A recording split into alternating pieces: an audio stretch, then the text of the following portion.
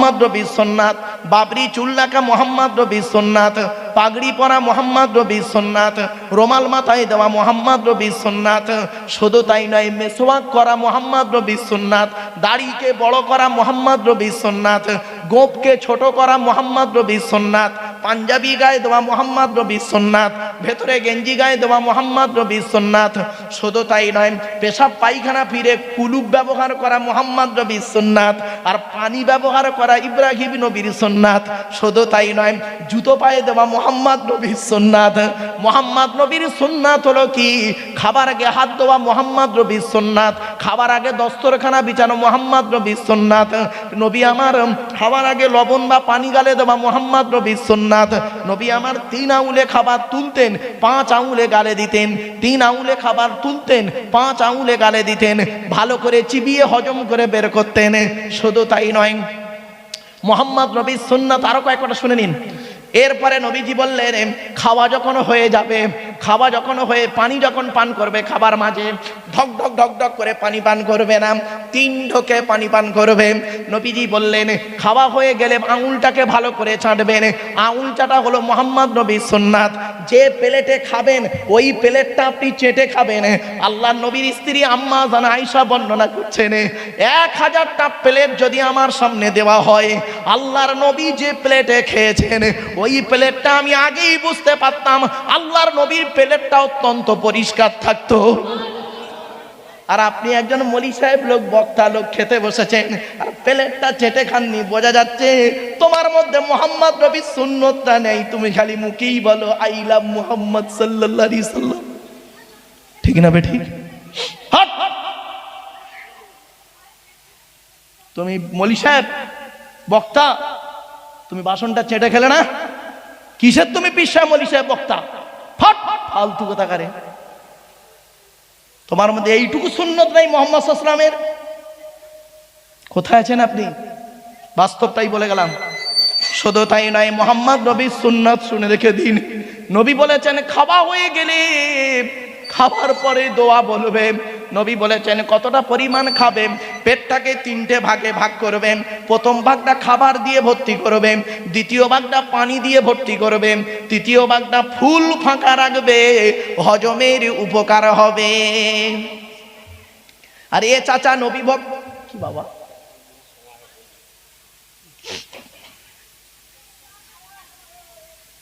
আচ্ছা ঠিক আছে বাপ, ঠিক আছে। মুহাম্মদ সাল্লাল্লাহু আলাইহি সাল্লাম বলেছেন কতটা পরিমাণ খাবেন। মা বোনেরা শুনে নিন, বাবাজিরা শুনে নিন, রাগ করবেন না, আমাকে ভুল বুঝবেন না। নবীজি বলেছেন পেটটাকে 3টে ভাগে ভাগ করবে। কটা ভাগে? কটা ভাগে? নবীজি বলেছেন পেটটাকে 3টে ভাগে ভাগ করবে। প্রথম ভাগটা খাবার দিয়ে ভর্তি করবে, দ্বিতীয় ভাগটা পানি দিয়ে ভর্তি করবে, তৃতীয় ভাগটা ফুল ফাঁকা রাখবে, হজমের উপকার হবে। এ চাচা নবী ভক্ত বাড়িতে দাওয়াত খেতে গেছে, পেটটাকে 3টে ভাগে ভাগ করেছে। প্রথম ভাগটা লুচি মিষ্টি ঢুকিয়ে ভর্তি করেছে, দ্বিতীয় ভাগটা বিরিয়ানি ঢুকিয়ে ভর্তি করেছে, আর তৃতীয় ভাগটা দই মিষ্টি থামস আপ চাটনি পাঁপড়। আর জায়গা নেই চাচার পেটে, চেপে চেপে চেপে চেপে পান মশলা। রাস্তার ওপারে গিয়ে বমি করে দিয়েছে। বেবাড়িতে গিয়ে নাকি একটা লোক 70 পিস রসগোল্লা খেয়েছে। আরে মানুষের বাচ্চা না কুমিরের বাচ্চা? রাগ করবেন না। হুজুর আমার 20 পিস রসগোল্লা খেয়েছে। 20 পিস রসগোল্লা খাবার পরই বাড়িওয়ালাকে বলছে, বাবা চায়ে চিনি দিও না। কেন? সুগার। তা আগে যে 20 পিস রসগোল্লা ঢোকালি ওটা কি নিম পাতার বড়ি? বাড়ি থেকে বাবা আমার আলোচনাটা না শুনতে কেমন কেমন লাগবে, অতি বাস্তব কথা বললাম। অসুবিধা হচ্ছে আপনাদের? আর একটু হবে না? বন্ধ করে দেবো? আর একটু হবে? একবার দরুদ শরীফ আল্লাহুম্মা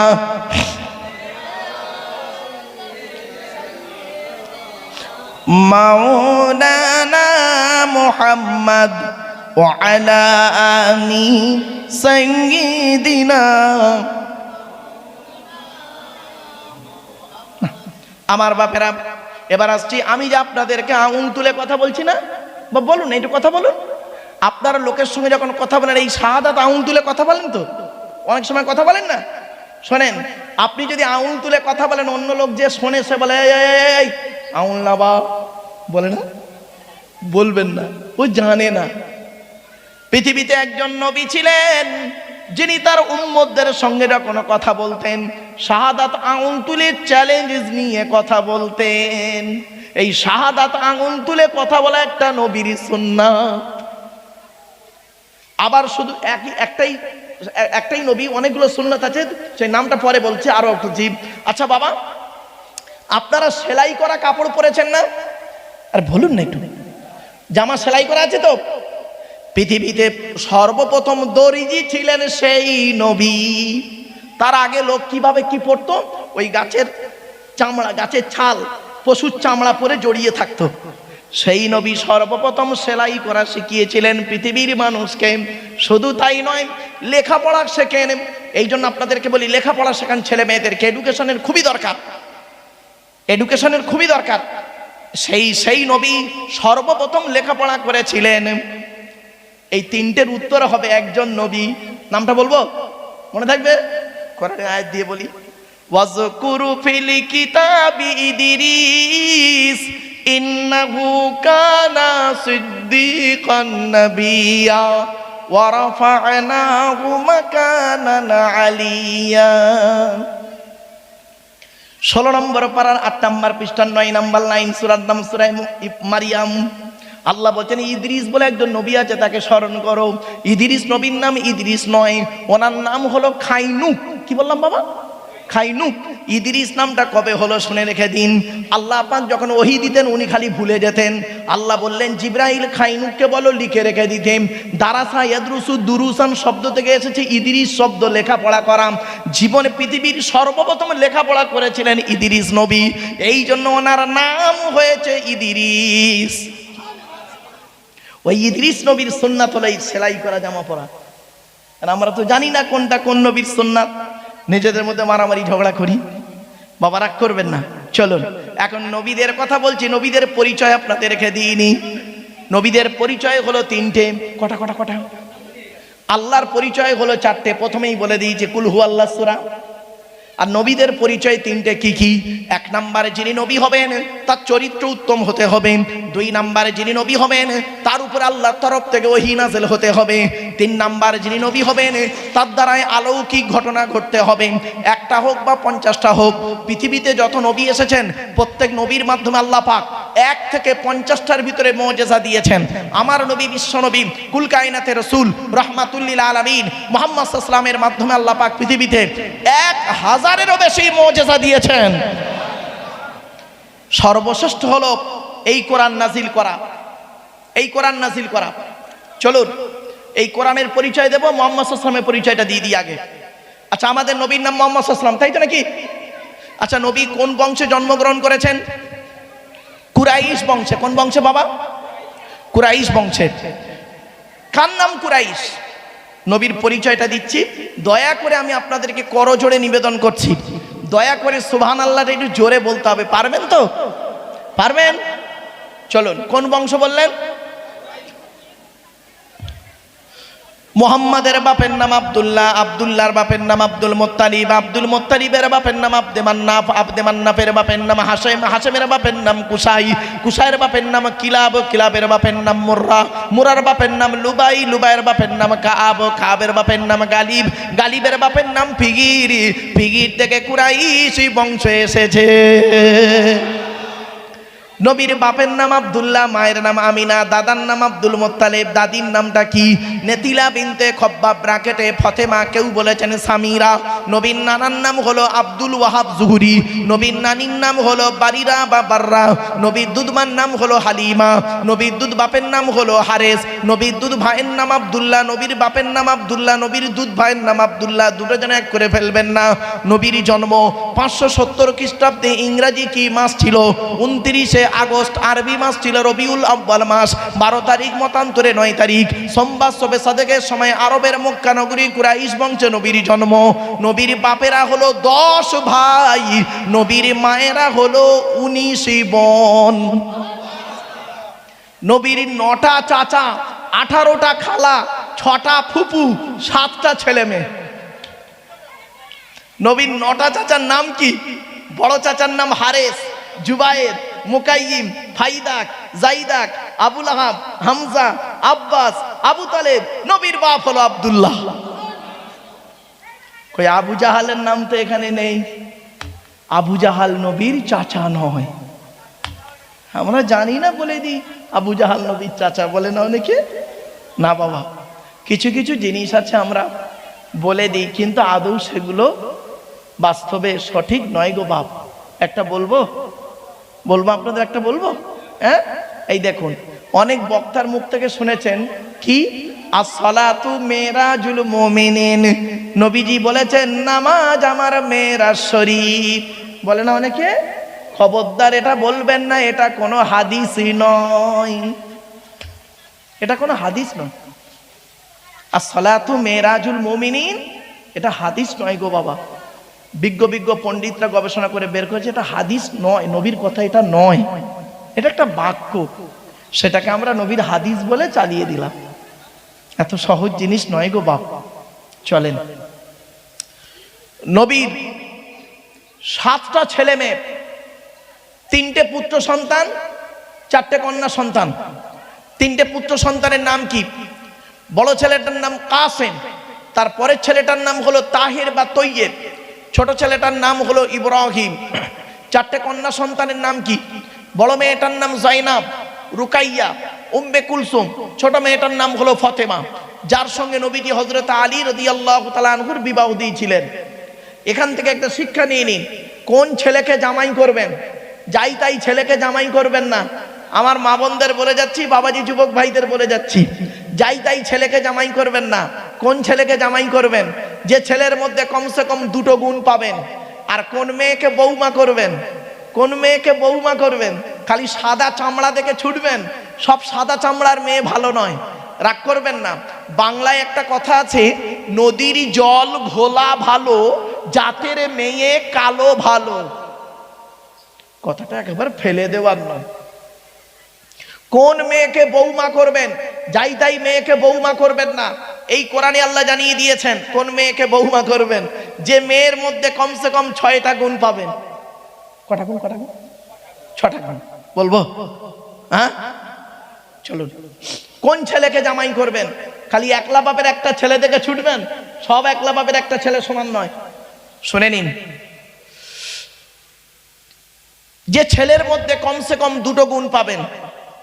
1 নাম্বার দেখবেন ছেলেটি সৎ ছেলে কিনা খবর নেবেন।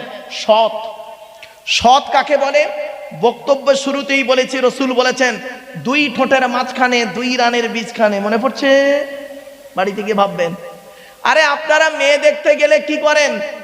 মেয়ের বাপের চরিত্র কেমন দেখেন, মেয়ের মায়ের চরিত্র কেমন দেখেন, মেয়েটা কটা ছেলের সঙ্গে প্রেম করেছে এই খবর রাখেন, তাই না?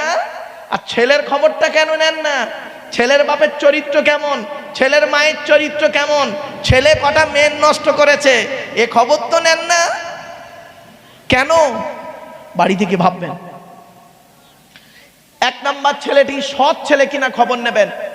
2 নাম্বার ছেলেটি কর্মী কিনা খবর নেবেন। কর্মী মানে পরিশ্রমী ছেলে কিনা খবর নেবেন। এবার আসছি, কোন মেয়েকে বৌমা করবেন? আমার মা বোনেরা কেউ রেগে যাবেন না দয়া করে, বাস্তব কথা বলছি। কোন মেয়েকে বৌমা করবেন? যে মেয়ের মধ্যে কমসে কম 6টা গুণ পাবেন। কটা? কোরআন বলছে মুসলিমাতিন, মুমিনাতিন, কানিতাতিন, তাইবাতিন, আবিদাতিন, সাইহাতিন, সাইয়্যিবাতিন ওয়া আবকারা। 28 নম্বর পারার 19 নম্বর পৃষ্ঠার 12 নম্বর 11 নম্বর লাইন, সূরার নাম সূরা তাহরিমের 5 নম্বর আয়াত। 1 নাম্বার মেয়েটি মুসলমান কিনা খবর নেবেন। 2 নাম্বার মেয়েটি বিশ্বাসী মেয়ে কিনা খবর নেবেন। 3 নাম্বারটা খুব ইম্পর্টেন্ট, কনিতাতিন, আনুগত্যশীলা মেয়ে কিনা খবর নেবেন। দূর থেকে খবর নিয়ে দেখবেন মেয়েটি ওর বাপ আর মাকে ভক্তি শ্রদ্ধা করে কিনা খবর নেবেন।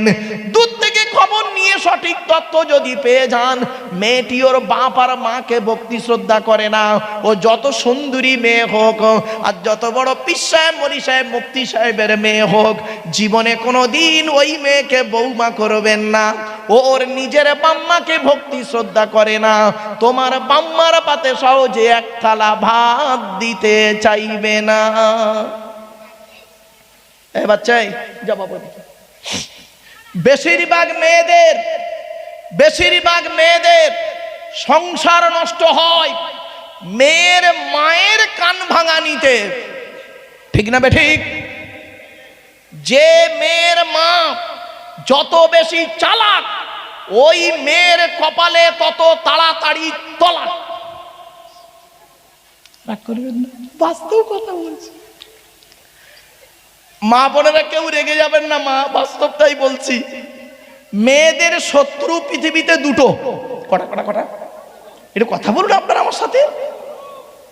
মেয়েদের শত্রু পৃথিবীতে দুটো। মা বোনেরা রাগ করবেন না, দেখুন তো শত্রু দুটো কে কে। এক নাম্বার শত্রু হলো মেয়েদের সতীন।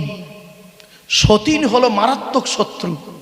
কিরকম শত্রু দেখবেন, আমার মা বোনদের বুদ্ধি দেখুন, মা বোনদের বুদ্ধি কিরকম। স্বামী মরে যায় যাক, স্বামী মরে যায় যাক, সতীন তো বিধবা হলো, ও নিজে যে বিধবা হয়ে গেছে ওর খেয়াল নেই, স্বামী সতীন বিধবা হয়ে। মেয়েদের আরেকটা শত্রুর নাম বলছি, ননদ।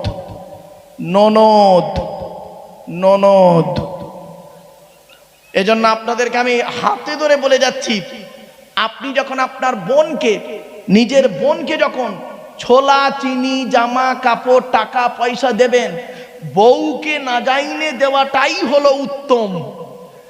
আর এখানে অনেকে আছে বউ পাগলা বিবির গোলাম, বোনকে একটা শাড়ি দিচ্ছে, বোনকে একটা শাড়ি দিচ্ছে বউকে জানিয়ে, জানো সোনা এইটা বোনকে দিচ্ছি, ওর কলজে ফেটে যাবে, ঠিক না বেটি? আচ্ছা কেনই বা আপনারা বইয়ের অনুমতি নেবেন না? আপনাদের তো বইয়ের অনুমতি নিতেই হবে, অবশ্যই নিতে হবে আপনাদের বইয়ের অনুমতি। কেন নেবেন? কেন নেবেন শুনে নিন। বাসর রাতে, ফুলসজ্জার রাতে, গভীর রাতে একা একা বইয়ের ঘরে যখন আপনি ঢুকেছিলেন, মনে মনে কি বলেছিলেন খেয়াল করুন, আমি স্মরণ করিয়ে দিচ্ছি।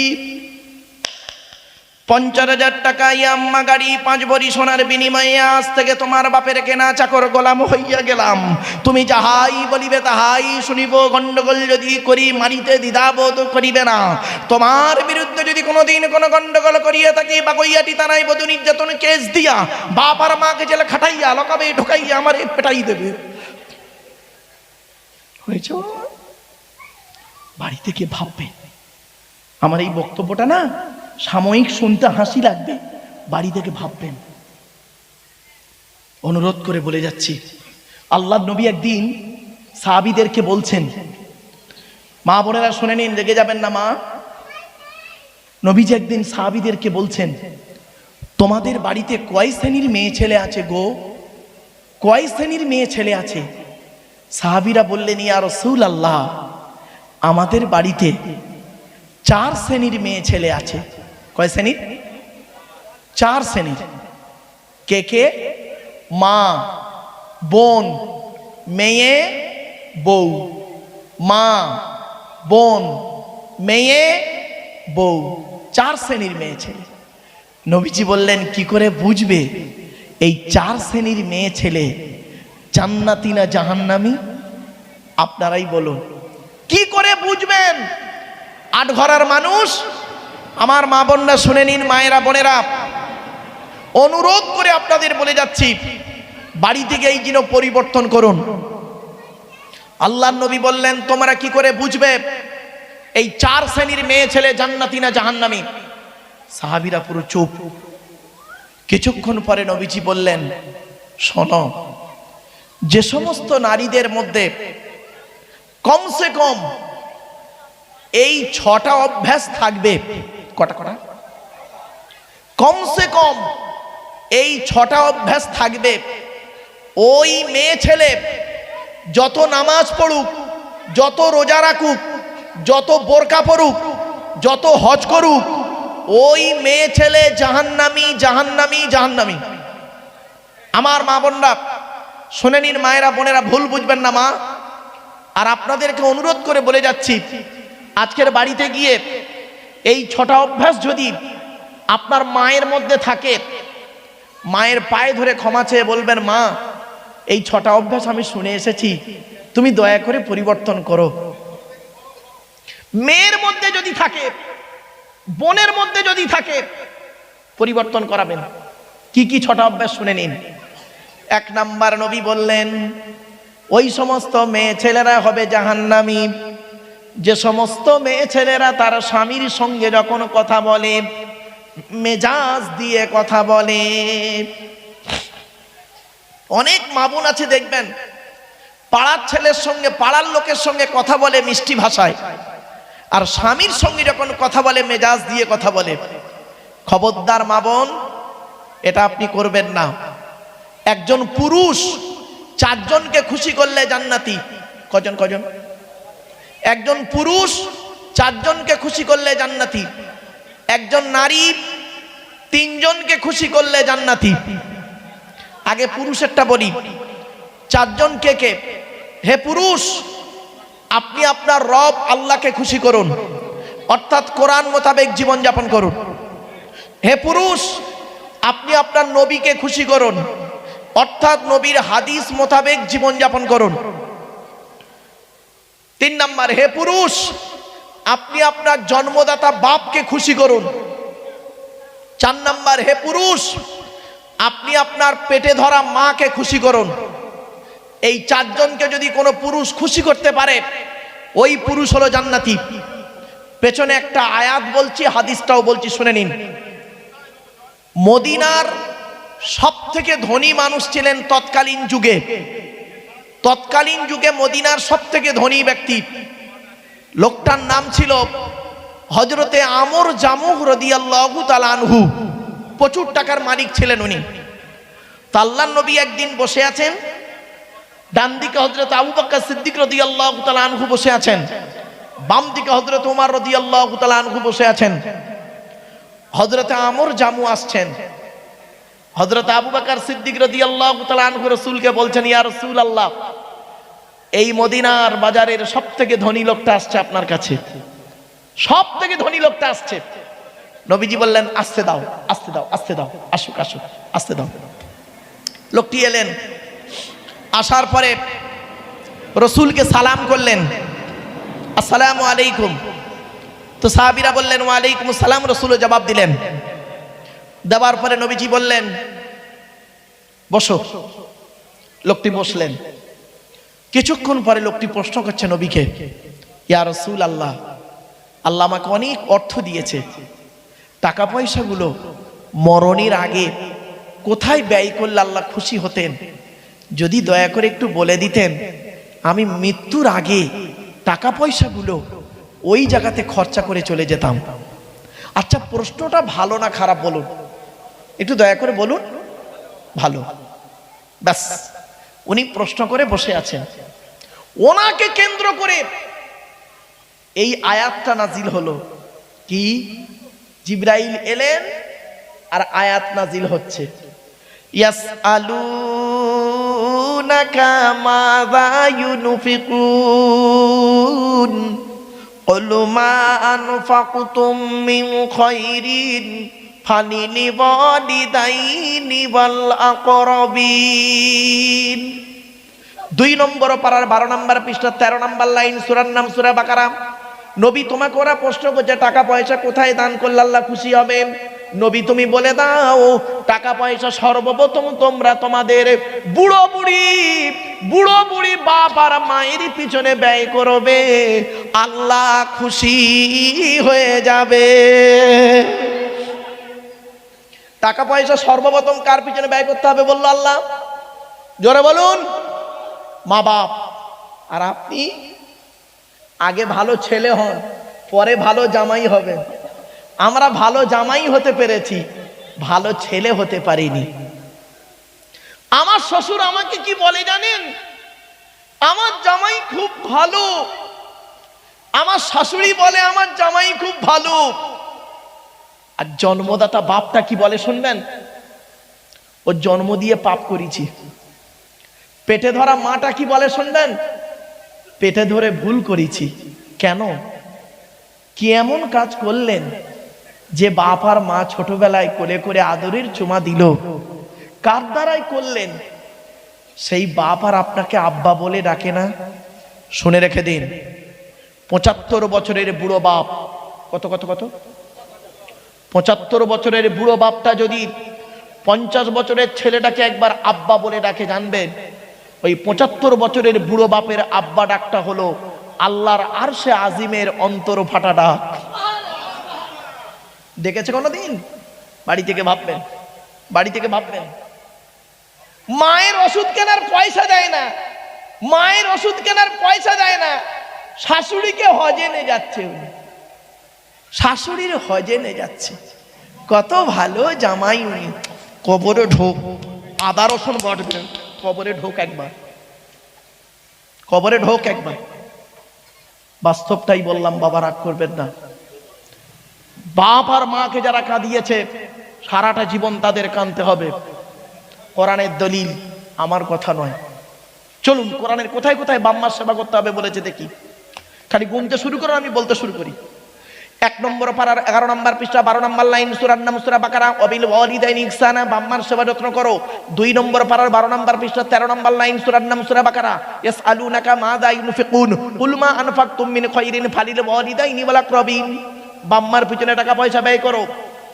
3 নম্বর দলিল, 5 নম্বর পারা 3 নম্বর পৃষ্ঠা 3 নম্বর লাইন, সূরার নাম সূরা নিসা 36 নম্বর আয়াত, ওয়াবুদুল্লাহা ওয়া লা তুশরিকু বিহি শাইয়্যা ওয়া বিল ওয়ালিদাইনি ইহসানা, বাম্মার সেবা যত্ন করো। 8 নম্বর পারা 7 নম্বর পৃষ্ঠার 11 নম্বর লাইন, সূরার নাম সূরা আনামের 151 নম্বর আয়াত, লা তুশরিকু বিহি শাইয়্যা ওয়া বিল ওয়ালিদাইনি ইহসানা, বাম্মার সেবা যত্ন করো। 15 নম্বর পারা 3 নম্বর পৃষ্ঠার 8 নম্বর লাইন, সূরার নাম সূরা বানী ইসরাঈল, ওয়া ক্বাদা রাব্বুকা আল্লা তা'বুদু ইল্লা ইয়্যাহু ওয়া বিল ওয়ালিদাইনি ইহসানা, বাম্মার সেবা যত্ন করো।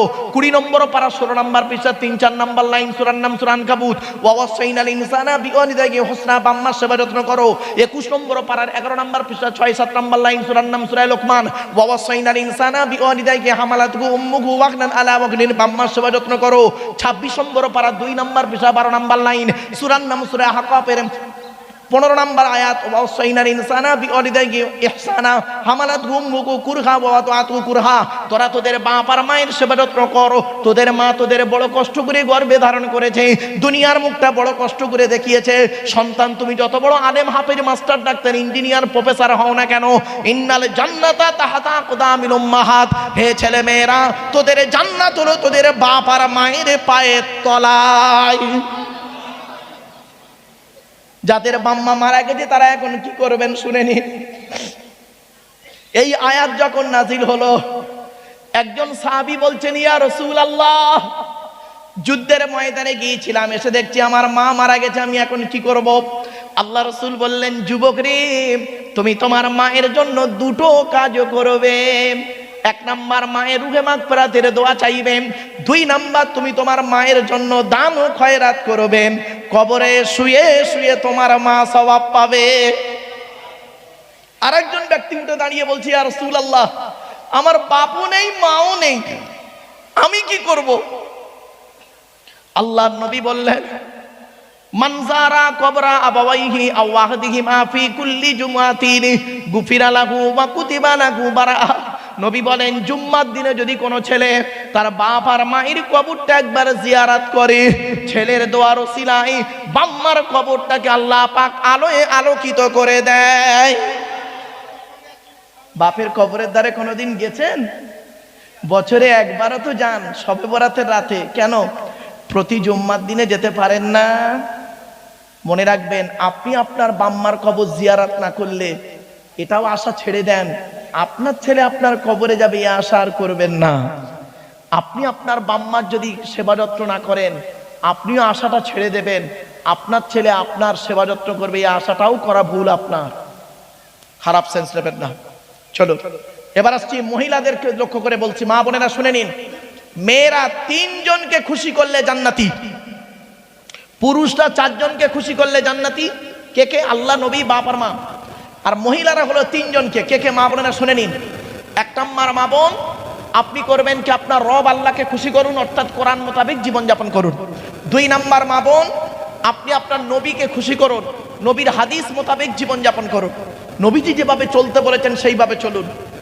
3 নাম্বার, মা বোন, আপনি আপনার স্বামীকে খুশি করুন। হকের উপরে যদি কোনো স্বামী তার স্ত্রীর উপরে নারাজ থাকে, আল্লাহ নারাজ হয়ে যাবে। বাস্তব বলছি, এবার শুনুন।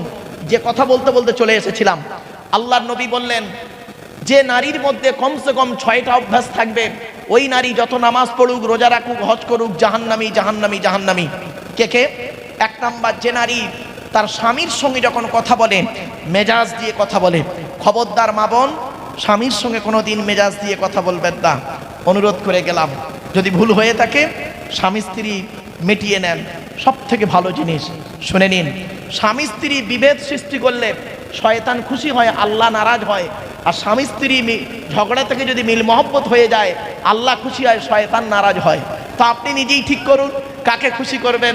আল্লাহকে খুশি করবেন না শয়তানকে খুশি করবেন? এটা আপনার ব্যাপার। চলুন। 2 নাম্বার, নবীজি বললেন ওই নারীর প্রতি আল্লাহর গজব, যে নারী স্বামীর দুর্নাম বদনাম অন্যের কাছে করে বেড়ায়। অনেক মা বোন আছে দেখবেন, স্বামীর দুর্নাম বদনাম অন্য ব্যক্তির কাছে করে বেড়াচ্ছে। রাগ করবেন না মা বোন, বাস্তবটাই বললাম। 3 নাম্বার, ওই নারীর প্রতি আল্লাহর গজব, যে নারীর স্বামী থাকতে অন্য পুরুষের সঙ্গে পরকীয়ায় লিপ্ত হয়। অনেক মা বোন আছেন যারা স্বামী থাকা সত্ত্বেও স্বামীর সঙ্গেও ভালো ব্যবহার করে আর পরকীয়ায় লিপ্ত হয়ে যায়। ওই নারী জাহান্নামী নারী। এজন্য মা বোনদের বলি, আপনি আপনার রূপটাকে স্বামী ছাড়া অন্যের কাছে প্রকাশ করবেন না। আল্লাহ রসুল বলেছেন, কোনো মেয়ে ছেলে যদি স্বামীর জন্য একটু সাজে আর স্বামী যদি দেখে একবার মুচকে হেসে ফেলে, ওই নারী হলো জান্নাতি নারী। জোরে বলুন সুবহানাল্লাহ। বড় দুঃখ লাগে। 4 নাম্বার, খুব ইম্পর্টেন্ট, ওই নারীর প্রতি আল্লাহর গজব, যে নারী বিনা কারণে স্বামীর বিছানা ছেড়ে দিয়ে অন্য বিছানায় রাত কাটায়। এই ধরনের নারীদের বয়স হলো 45, 50, 55, 60। অনেক মা বোন আছে দেখবেন, তারা কি করে, তার বয়স হলো 60 বছর, 70 বছরের বৃদ্ধ স্বামীর পাশে আর ঘুমায় না। স্বামী সুগারের রুগী, হার্টের রুগী, স্ট্রোক রুগী, প্রেসারের রুগী, কখন মরে কখন বাঁচে স্ত্রী খবর রাখে না। স্ত্রী কি করে জানেন? ছোট ছেলের ঘরে ঘুমায়, খাটের উপরে ঘুমায়, নাতিকে নিয়ে ঘুমায়, তাহাজ্জুদের নামাজ পড়ে আর কোরআন পড়ে। ওর কোরআন এবং তাহাজ্জুদের নামাজ কিছুই কবুল হবে না। বাস্তব বললাম, স্বামী যদি নারাজ থাকে। 5 নাম্বারটা খুব ইম্পর্টেন্ট, খুব ইম্পর্টেন্ট, খুব ইম্পর্টেন্ট। আল্লাহর নবী বললেন ওই নারীর প্রতি আল্লাহর গজব, যে নারী স্বামীর পরিবারের সঙ্গে খারাপ আচরণ করে। স্বামীর পরিবার খারাপ, স্বামীর বাপ, স্বামীর মা, স্বামীর ভাই, স্বামীর বোন। অনেক মা বোন আছে তারা কি করে, স্বামীকে খুব ভালোবাসে, স্বামীর বাম্মাকে দেখতে পারে না, স্বামীর বাম্মাকে দেখতে পারে না। ও নারী জাহান্নামী নারী। রাগ করবেন না, ও নারী জাহান্নামী নারী। মা বোনদের বলে যাচ্ছি, খবরদার। রাসূলুল্লাহ বলেছেন, যে নারী স্বামীর পিতামাতার সঙ্গে খারাপ আচরণ করে, স্বামীর পরিবারের সঙ্গে খারাপ আচরণ করে। অনেক মেয়ে ছেলে আছে দেখবেন, নিজের বাপ ভাই এলে খুব ভালো আপ্যায়ন হয় আর স্বামীর বাপ ভাই এলে কোনো গুরুত্ব নেই। ও নারী হলো জাহান্নামী নারী। 6 নাম্বার হলো, ওই নারীর প্রতি আল্লাহর গজব পড়বে। নবীজি বলেছেন, যে নারী স্বামী রয়েছে, স্বামীকে কি বলে জানেন? তোমার সঙ্গে বিয়ে হয়ে আমার জীবন নষ্ট হয়ে গেছে, আমার মতো মেয়ে বলে তুমি বেঁচে গেলে, অন্য কেউ হলে বুঝতে পারতে, তোমার সঙ্গে বিয়ে হয়ে আমি খুশি নেই। ওই নারী হলো জাহান্নামী নারী। কেন? জন্ম মৃত্যু বিবাহ সবই আল্লাহর হাত। ঠিক না বে ঠিক? বাস্তবটাই বললাম। মা বোন বাড়িতে গিয়ে ভাববেন, নিজের স্বামীকে মূল্যায়ন করতে শিখুন এবং স্বামীর পরিবারকে মূল্যায়ন করতে শিখুন। ছোট্ট একটা কথা আপনাদের বলছি, মা বোনেরা শুনে নিন, বাবাজি যুবক ভাইরা শুনে নিন। আচ্ছা, এখানে যারা মেয়ের বিবাহ দিয়েছেন তারা শ্বশুর হয়েছেন, তাই তো নাকি? আরে ভাই বলুন, একটু কথা বলুন। আল্লাহর নবী তার মেয়ে মা ফাতেমাকে বিবাহ দিয়েছিলেন হযরত আলী রাদিয়াল্লাহু তাআলা আনহুর সঙ্গে। তাহলে নবী একজন শ্বশুর, তাই তো? আপনিও শ্বশুর, নবীজিও শ্বশুর। পার্থক্যটা কি শুনলে চমকে যাবেন। আপনি আপনার মেয়েকে যখন বিবাহ দিয়েছিলেন কি কি দিয়ে পাঠিয়েছিলেন, কি কি বলে পাঠিয়েছিলেন শ্বশুর বাড়ি? আর নবীজি তার কলিজার টুকরা কন্যা ফাতেমাকে কি কি দিয়ে পাঠিয়েছিলেন আর কি কি বলে পাঠিয়েছিলেন শুনে নিন একটু। শুনলি আজকের পার্থক্যটা বুঝতে পারবেন। আগে আমাদেরটাই বলি, আপনি আপনার মেয়েকে যখন শ্বশুর বাড়ি পাঠিয়েছিলেন কি দিয়েছিলেন? খাট, গদি, ড্রেসিং টেবিল, আলমারি, খাটের সঙ্গে দুটো ছোট ছোট মাথার বালিশ আর বিশাল বড় একটা লম্বা বালিশ। ওরে কি বালিশ বলেন? ও মুরব্বি বলে কোল বালিশ। আচ্ছা লে বাবা, তাই হলো। যাই হোক, তার মানে কি মেয়ের বাপ মেয়েকে শিখিয়ে দিচ্ছে যে মা কলিজার টুকরা, মা শোন, এই দুটো ছোট ছোট মাথার বালিশ দিলাম, তুই একটা মাথা রেখে ঘুমাবি, জামাই একটা মাথা রেখে ঘুমাবে, স্বামী স্ত্রী গন্ডগোল বাঁধে, মাঝখান থেকে দেয়াল দিয়ে দিবি। খবরদার নয়। নবীজি কি দিয়েছিলেন শুনুন। নবীজি তার মেয়ে ফাতেমাকে দিয়েছিলেন দুটো জামা, একটা খেজুর পাতার চাটাই, একটা পানির কলসি, একটা কম্বল আর একটা চামড়ার বালিশ। রসুলকে জিজ্ঞাসা করা হলো, ইয়া রাসূলুল্লাহ, আলী এবং ফাতেমা দুইজন ব্যক্তি, তাই একটা চামড়ার বালিশ দিলেন কেন? রাসূলুল্লাহ বলেছিলেন, আমার মেয়ে ফাতেমা আর আলী স্বামী স্ত্রী এক বালিশে মাথা রেখে ঘুমাবে, আল্লাহর রহমত, মহব্বত, ভালোবাসা আল্লাহ বাড়িয়ে দেবে। আপনি কি করেছেন? চলুন, আপনি আপনার মেয়েকে কি বলে শ্বশুর বাড়ি পাঠিয়েছেন? বিয়ের দিনে বরযাত্রী তো খেয়ে গেছে, রাগ করবেন না, কেউ রেগে যাবেন না কিন্তু বলে দিচ্ছি, মেয়ের বিয়ের সময় 500 জন বরযাত্রী খাইয়েছেন। আর ওই মেয়ের যখন সিজার হচ্ছে, ওই মেয়ে সিজার হওয়ার সময় 1 বোতল রক্ত দেওয়ার মতো লোক পাননি, এটাই ওটাই ঘুরেছেন। কাকে খাইয়েছিলেন বিয়ের দিনে? কোথায় গেল তারা? কিছু বুঝতে পারছেন? মাথায় ঢুকছে কিছু? কাকে দাওয়াত করে খাইয়েছিলেন? কাদের? যে বিয়ে বাচ্চাটার মানে প্রসব বেদনা উঠেছে, ডাক্তার বলছে 2 বোতল রক্ত লাগবে। রক্তের জন্য আপনি PG hospital, SSKM, PG, Nilratan শুরু করে আপনার কি বলবো কলকাতা মেডিকেল কলেজ পাগলের মতো ঘুরছেন 2 বোতল রক্তের জন্য। আর বিয়ের সময় খাইয়েছেন 500 জন বরযাত্রীকে। কাদের খাইয়েছিলেন? রক্ত দেবার লোক পেলেন না, বাড়ি থেকে ভাবলেন। চলুন এরপরে আসছি, আপনি করলেন কি? মেয়েটি করলো কি? সব বরযাত্রী খেয়ে চলে গেল। মেয়েটি এবার যাচ্ছে বরের বাড়ি, স্বামীর বাড়ি। আপনার মেয়ে, আপনি মেয়েটি কি করে? মায়ের গলা জড়িয়ে কাঁদে, বাপ ভাই বোনের গলা জড়িয়ে কাঁদে, অবশেষে বাপের গলা জড়িয়ে কাঁদছে। আপনি বাপ মেয়েটাকে কি বলে সান্ত্বনা দিয়েছিলেন? কাঁদিসনি মা, কাঁদিসনি, কাল সকাল সকাল আমরা যাচ্ছি। তুই সকালবেলা গিয়ে কি করবি? খারাপ সেন্স নেবেন না। চলো এবার নবীজি তার মেয়েকে কি বলেছিলেন শুনলে চমকে যাবে। মা ফাতেমা যেদিন শ্বশুর বাড়ি যাচ্ছিলেন সেই দিন রাসূলুল্লাহকে বলেছিলেন, আব্বা জান, মা তো আজ বেঁচে নেই, খাদিজা, আজকে আপনি আমার আব্বা, আপনি আমার মা, আজকে আমি শ্বশুর বাড়ি যাচ্ছি, আপনি আমাকে কিছু উপদেশ দান করুন। আল্লাহর নবী মা ফাতেমাকে কি বলেছিলেন? আমার মায়েরা বোনেরা শুনে নিন। আল্লাহর নবী মা ফাতেমাকে বলেছিলেন, ফাতেমা, আলীকে দ্বিতীয়বার ডাকতে যেন না হয়। সুবহানাল্লাহ বলা গেল না? মানে আমার ভাষাটাই বুঝতে পারলেন না। ফাতেমা, আলীকে দ্বিতীয়বার ডাকতে যেন না হয়, তার মানে এক ডাকে সাড়া দেবে। মা ফাতেমা বলেছিলেন, আব্বা জান, আমি যতদিন বেঁচে থাকবো স্বামীর এক ডাকেই সাড়া দিয়ে যাব। তো মা ফাতেমা যতদিন সংসার করেছেন হযরতে আলীর এক ডাকে সাড়া দিয়েছেন। আলী কোনোদিন মা ফাতেমা ফাতেমা বলে 2 বার ডাকতে হয়নি, এক ডাকে সাড়া দিয়েছেন। একদিনের একটা ছোট্ট ঘটনা দয়া করে শুনে নিন, মা বোন বাবাজিরা শুনে নিন। হযরত আলী রাদিয়াল্লাহু তাআলা আনহু রাসূলুল্লাহর দরবার থেকে একটু গভীর রাতে বাড়ি এসেছেন। রাস্তায় আস্তে আস্তে মনে মনে ভাবছেন, ইস ছি ছি ছি ছি, ইস বাড়িতে ফাতেমা আছে, হাসান হোসাইন ছোট দুটো বাচ্চা আছে, আমি এত রাতে বাড়ি যাচ্ছি, ইস। বাড়িতে এসছে, এসে দরজা দেওয়া, বালাটা আস্তে করে নাড়া দিয়ে হালকা আওয়াজে বলেছে, ফতেমা। একবার ডেকেছে, সঙ্গে সঙ্গে মা ফতেমা করেছেন কি, ঘরের ভিতর থেকে লাব্বাইক বলে দরজা খুলে দিয়েছে।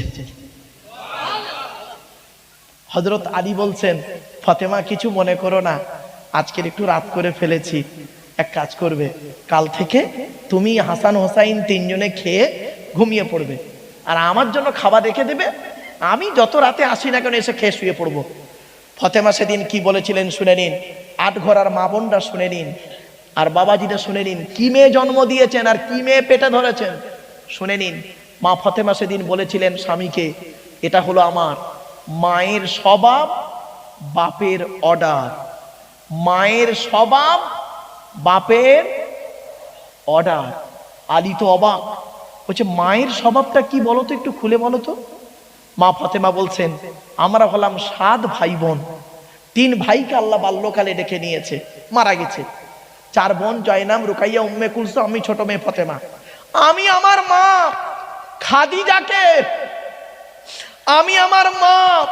খাদিজাকে আমি নিজে চোখে দেখেছি। আমাদের 4 বোনকে খাইয়ে শুইয়ে দিয়ে আমার মা খাদিজা রাদিয়াল্লাহু তাআলা আনহা তিনি করতেন কি, আমার মাকে দেখেছি, আমার মা করতেন কি, আমাদের 4 বোনকে খাইয়ে শুইয়ে দিয়ে নিজে তো খেতেন না, ঘুমাতো তো দূরের কথা, ঘুম তো দূরের কথা, খাওয়া তো দূরের কথা, দরজা দিয়ে দাঁড়িয়ে দাঁড়িয়ে হেলান দিয়ে কোরআন তেলাওয়াত করতেন, আল্লাহ আল্লাহর জিকির করতেন। যতক্ষণ পর্যন্ত আমার আব্বা না বাড়ি আসতেন ততক্ষণ পর্যন্ত মা দাঁড়িয়ে দাঁড়িয়ে থাকতেন আব্বার অপেক্ষায়। যখনই আব্বা জানে সে একবার ডাকতেন, খাদিজা, লাব্বাইক ইয়া রাসূলুল্লাহ বলে দরজা খুলে দিতেন। এই অভ্যাসটা আমি মায়ের থেকে শিখে নিয়েছি। আপনার মেয়ে আপনার জামাইয়ের জন্য করে, আসলে আপনার বউ তো আপনার জন্য করে না, ডাইসটাই তো খারাপ, ডাইসটাই তো খারাপ। ডাইস যদি ভালো হয়, ও ডাইস থেকে যেটা বেরোবে ভালোই বেরোবে, আর ডাইসটা যদি ভালো হয়, খারাপ হয়, ও ডাইস থেকে যেটা বেরোবে খারাপই বেরোবে। রাগ করবেন না, আপনার স্ত্রী ছোট লোক ঘরের মেয়ে কিনা বলবো, আপনারা টেস্ট করে দেখবেন। আমার মা বোনেরা চালাক তো, বুঝে নেবে ওয়াজটা, তবুও বলে যাচ্ছি, বেশি নয়, বেশি নয়। এই ঈদ আসছে, ঈদ চাঁদ রাতে, আপনার চাঁদ রাত বলেন তো নাকি? আরে বলুন তাই একটু। ঈদের রাতে 4টে শাড়ি কিনবেন, এই সিটি সেন্টার থেকে 4টে শাড়ি কিনবেন, আপনার মায়ের জন্য, শাশুড়ির জন্য, মেয়ের জন্য, আপনার স্ত্রীর জন্য। আপনার মায়ের শাড়িটা নেবেন 2000 টাকা, মেয়ের শাড়িটা নেবেন 2500 টাকা, শাশুড়ির শাড়িটা নেবেন 3000 টাকা, আর আপনার স্ত্রীর শাড়িটা নেবেন 1500 টাকা। এনে আপনার স্ত্রীকে দেবেন। দিয়ে খালি বলবেন, কি করে চিনবেন ছোট লোক ঘরের মেয়ে? শুনে নিন, রাগ করবেন না, গায়ে ছোট লোক লেখা থাকে না। বড় লোকের ঘরের মেয়ে হলে বাপরেন ছোট লোক হয় না, কে বলেছে? প্রমাণটা দিয়ে যাচ্ছি আজ। খালি বলবেন, এই 4টে শাড়ি এনেছি, এটা তোমার মায়ের 3000 টাকা দাম, এটা আমার মায়ের 2000 টাকা দাম, এটা মেয়ের শাড়ি 2500 টাকা দাম, আর তোমারটা 1500 টাকা দাম। কালারটা ভালো চয়েস হয়েছে। ও প্রথম ওর মার শাড়িটা নিয়ে কি বলবে জানেন? যদি এই কথা বলে, ওর মার শাড়িটা নেবে, 3000 টাকা দামের শাড়িটা ধরে বলবে, আমার মা না এর থেকে আরো ভালো শাড়ি পরে জানো। জানবেন ছোট লোক ঘরের মেয়ে, বলতে হবে না, বুঝে নেবেন ছোট লোক ঘরের মেয়ে। আর যদি এই কথা শোনে যে ওর মায়ের শাড়িটা 3000 টাকা দাম আর আপনার মায়ের শাড়িটা 2000 টাকা দাম, ভদ্র ঘরের মেয়ে হলে বলবে, সে গরিব ধনী যাই হোক, পট করে বলবে, এটা কেন করলে? আমার মায়ের শাড়ি 3000, তোমার মায়ের শাড়ি 2000, দুটো মিলে তো 5000। তা 5000 টাকায় দুটো শাড়ি নিতে আড়াই করে কালারটা আলাদা করলেই হয়ে যেত, ঠিক কিনা? যদি এই কথা বলে, জানবেন গরিবের মেয়ে হতে পারে, জাত ভালো, ও জাত ভালো। এই জন্যই বলেছিলাম, নদীর জল ঘোলা ভালো, জাতের মেয়ে কালো ভালো। কথাটা শুনতে হয়তো খারাপ লাগছে মা, আমারে ভুল বুঝবেন না, অতি বাস্তব কথা বলে যাচ্ছি।